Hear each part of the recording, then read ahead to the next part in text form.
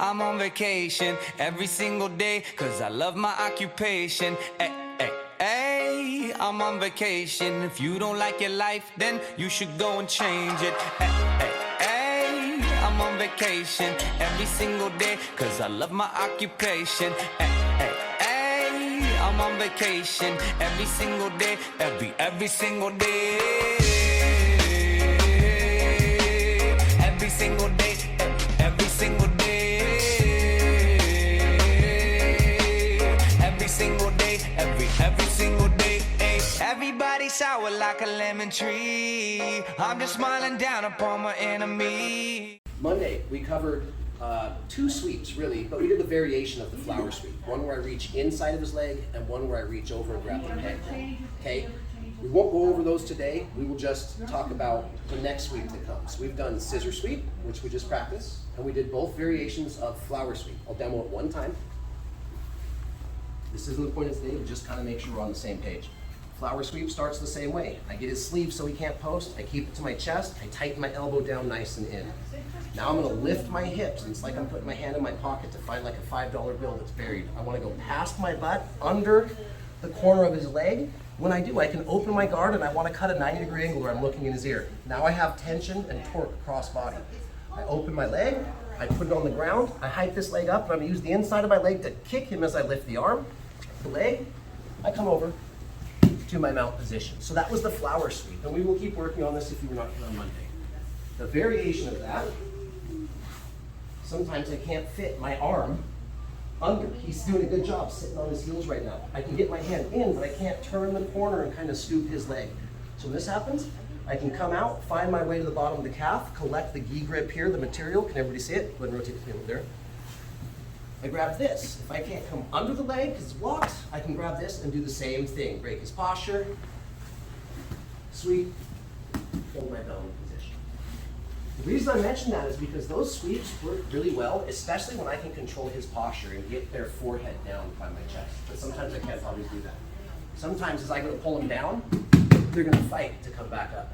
That is when the technique that we're going to use now is going to come into play the most. Okay? We call it the hip bump sweep. There's a reason you're going to notice why. I'm going to bump them with my hips pretty hard.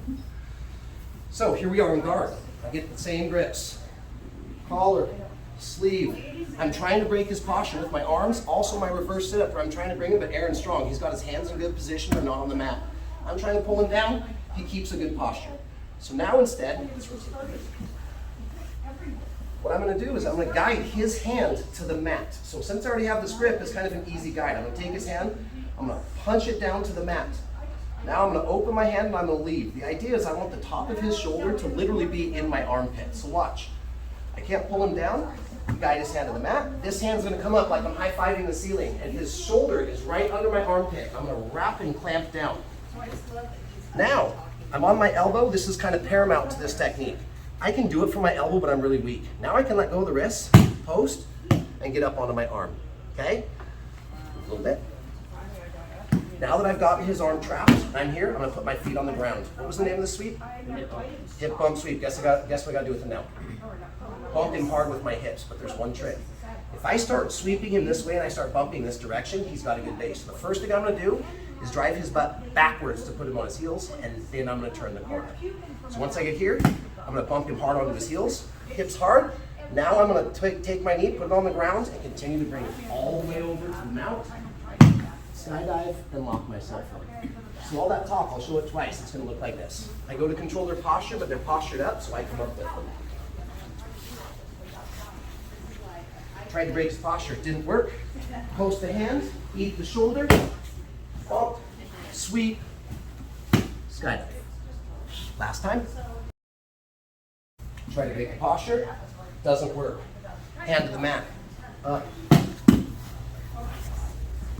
1, 2, 3. I get my 2 points for the sweep, and an additional 4 points for any up and down. If you can try it, 5 minutes. I'll be around for you. Help. Ready? 1, 2, 3. So if you guys train with me for a year, you'll do these hundreds of times. You train with me for a decade, you will do them thousands of times. That's how this works.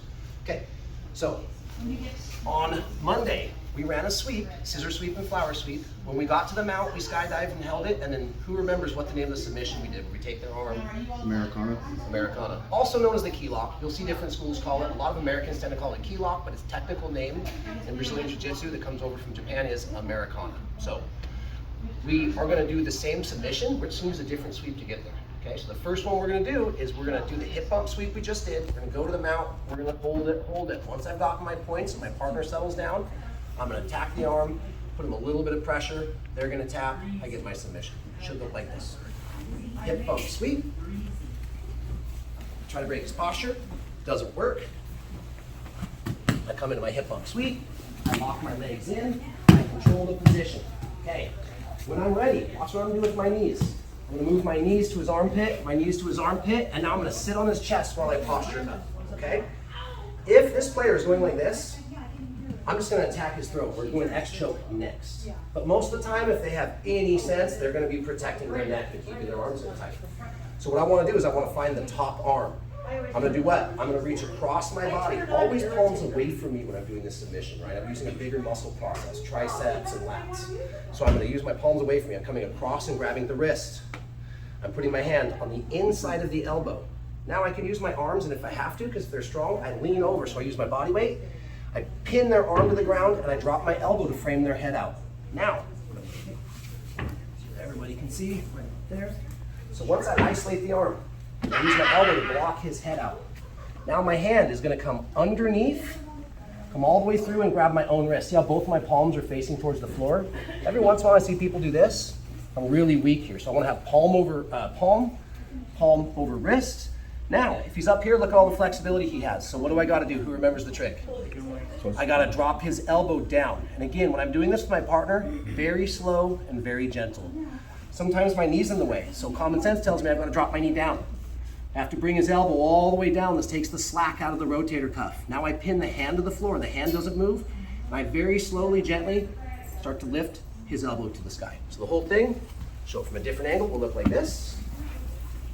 I try to control the posture to scissor sweep him. Doesn't let me do it. I come back up, hip bump, settle. When I'm ready, I climb to a high mount, knee in the armpit, sit on the chest, come up. I choose the top arm, 2 palms away.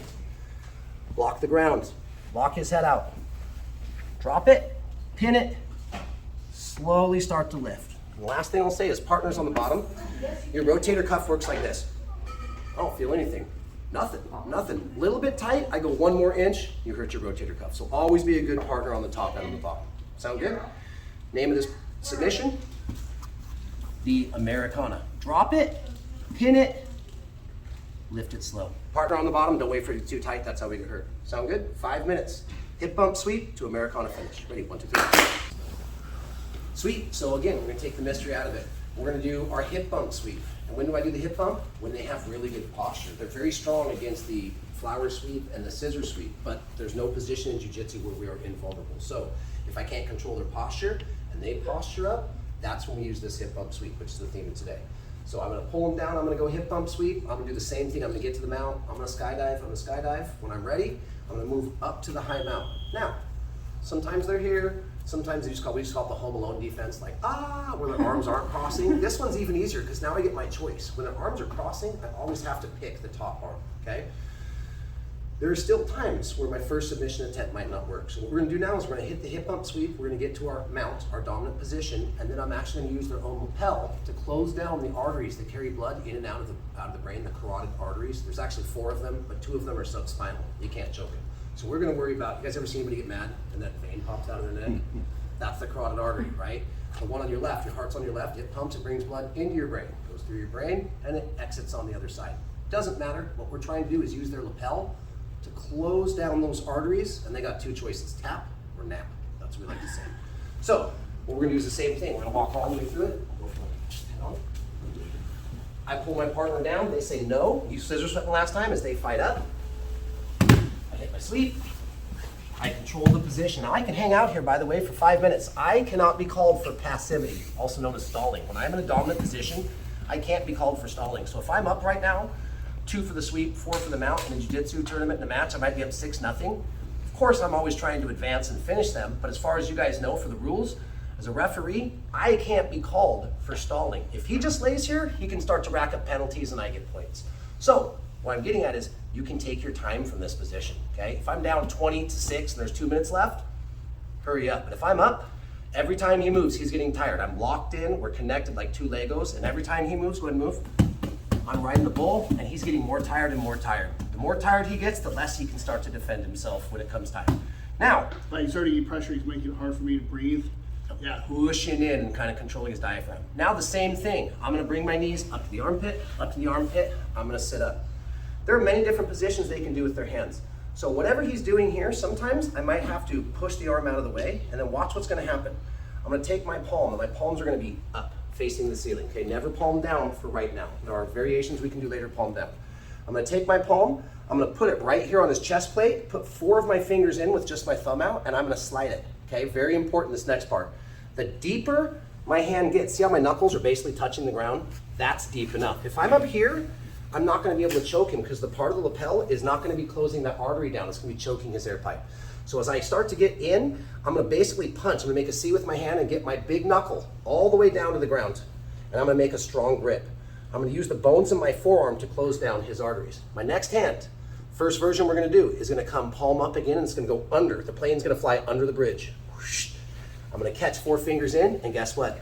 I'm gonna drive my hands as deep as possible. There's a really simple equation here, folks. The deeper my hands are, the tighter the choke. If I'm out here, look, no choke. If my hands are in deep, we call this palm up, palm up.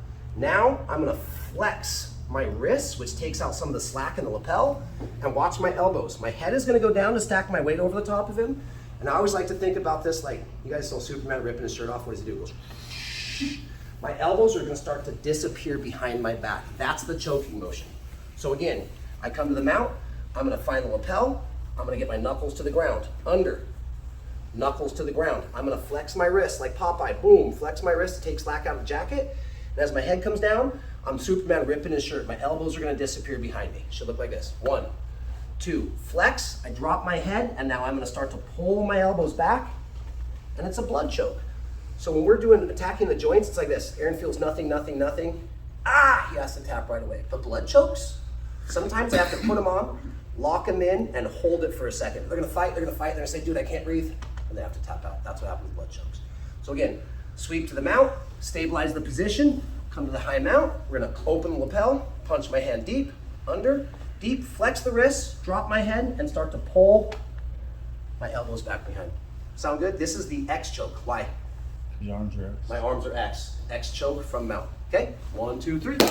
First, we have a couple players maybe that have won with me a little bit. So, or this is their first day back. So, yes, once we start to learn little different pieces of jiu-jitsu, the last 10, 15 minutes of class, we roll, we do positionals. Today we'll do a little bit of positionals, my guess, if we might have to run 5 minutes late or something. But until we learn pieces of jiu-jitsu, if I just say, hey, you've had 1 day of class, go, you end up getting beat up and people end up getting hurt. They get cramps, they get this, that, and the other. So again, the first couple weeks, we'll all kind of bear with each other. We'll let our ligaments and muscles and tendons and cardio build up, and then we start kind of getting into the grind at the end of class. So I know a lot of people they want to chomp at the bit and they want to go, but also do remember, we have a 30-minute open mat period afterwards. That's where you can do some positionals. That's where you guys can do some live rolls. The way I figured is during the hour of teaching, especially these first couple weeks, I'm gonna teach for that full hour. You want those rolls, you wanna try your moves against somebody else, you do that right after class. Okay, so we're gonna finish class today with this technique. Same thing, I'm gonna hit my hip bump sweep because repetition equals success. Whether I'm pulling his hand down here, later guys, there's something I like to call the prayer wipe. I've already seen a few of you doing it. Sometimes I can't just pull his hand off. Let's rotate so everybody can see it.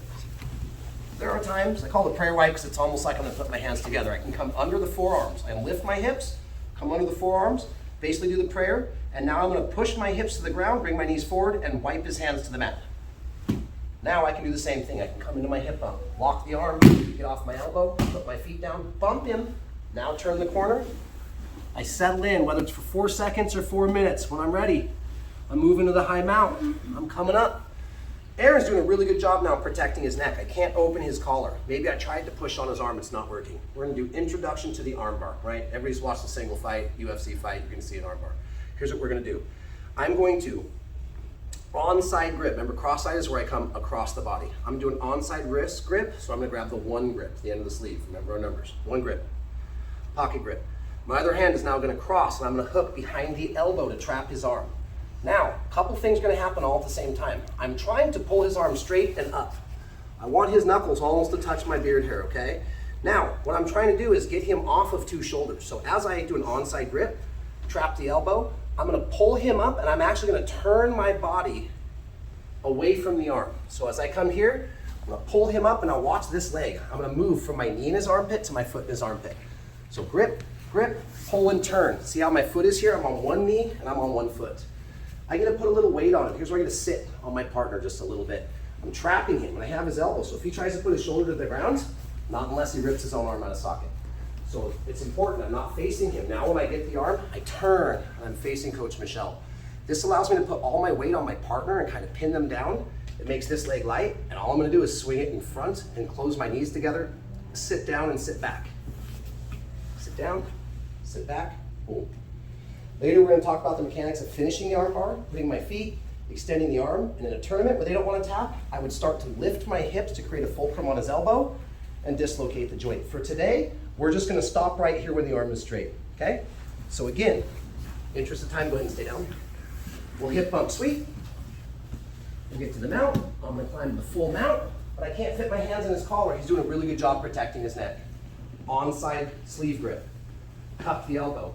Now I'm gonna pull his arm straight, turn my chest, and replace my knee with my foot. Sit on them and stay heavy. This makes this leg light, swings around, butt to the mat, extend the arm. Over. Last time at a medium speed. Hip bump sweep to the mount. Arm bar from the mount. Okay, let's play with it. And don't worry, if you guys aren't black belts at it by the end of the day, we'll be doing more of this on Friday. Sound good? Show me your hands. 1, 2, 3.